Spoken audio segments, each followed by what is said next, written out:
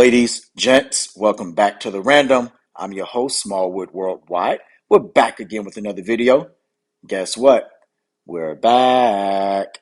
New location, new lighting, new setting, but guess what? Same old show. Let's get right to it. So, today's tech tip, we're going to lock in on iOS 15's powerful new feature called Focus Mode. So, here's what you want to do.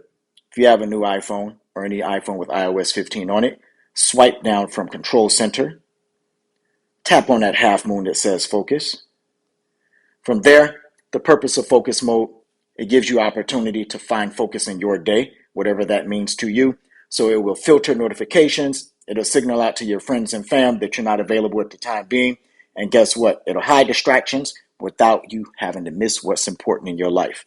So whether you're working out, whether you're at work, if you're in an important meeting, as you can see here, I've created one to say hot yoga. If you just need to recharge and you got your own personal ginseng chamber, guess what? iOS 15's focus mode is here to help you. So what you do, let's click down on hot yoga. Once that's turned on, all of your notifications will now be filtered. And guess what? It blocks all incoming notifications and the status is automatically delayed to others and messages as well.